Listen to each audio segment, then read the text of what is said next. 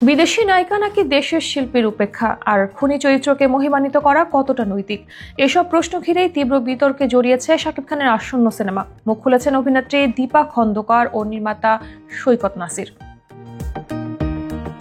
প্রথমে সরব হয়েছেন অভিনেত্রী দীপা খন্দকার। ফেসবুকে একটি ভাইরাল ফটোকার্ড শেয়ার করে তিনি প্রশ্ন তুলেছেন, এটা কি যৌথ প্রযোজনার সিনেমা? যদি শুধু বাংলাদেশের সিনেমা হয় তাহলে ফিমেল লিড রোল করার মতো কোনো শিল্পী কি আমাদের দেশে নেই? কেন এমন কাস্টিং হচ্ছে?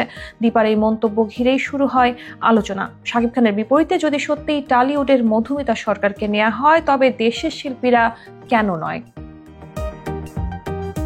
দেশের সিনেমায় টলিউড অভিনেত্রীদের অভিনয়ের বিষয়টি নতুন কিছু নয়। অনেক আগে থেকে এ দেশে কাজ করছেন পশ্চিমবঙ্গের নায়িকারা। সাম্প্রতিক সময়ে সেই সংখ্যাটা আরও বেড়েছে। সবশেষ গত রোজার ঈদে মুক্তি পাওয়া শাকিব খানের দুটি সিনেমার নায়িকা ছিলেন দুই টলিউড অভিনেত্রী দর্শনা বণিক ও ইধিকা পাল।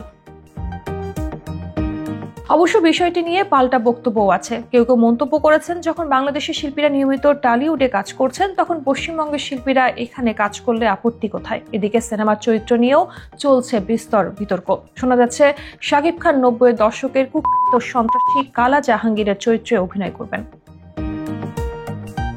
বিষয়টি নিয়ে আপত্তি জানিয়েছেন নির্মাতা সৈকত নাসির। তার প্রশ্ন, একজন খুনি সন্ত্রাসীর জীবনী কেন গ্ল্যামারাইজ করা হবে? কালা জাহাঙ্গীর ছিলেন একজন চাঁদাবাজ, খুনি ও মাদক পাচারকারী। তাকে নায়ক হিসেবে তুলে ধরা কি নৈতিকভাবে সঠিক? অতীতেও তুফান, বরবাদ, তাণ্ডবে খল চরিত্রে দেখা গেছে শাকিব খানকে। নতুন এই চরিত্র সেই ধারার আরেক ধাপ যোগ করল। জানা গেছে সিনেমাটি পরিচালনা করবেন আবু হায়াত মাহমুদ। অক্টোবর থেকে শুটিং শুরু হবে। বড় বাজেটের এই অ্যাকশনধর্মী সিনেমার জন্য শাকিব পাচ্ছেন প্রায় 3 কোটি টাকা পারিশ্রমিক। তবে চরিত্র নির্বাচন ও কাস্টিং ঘিরে বিতর্কের আগুন সৃষ্টি হয়েছে শুরুর আগেই।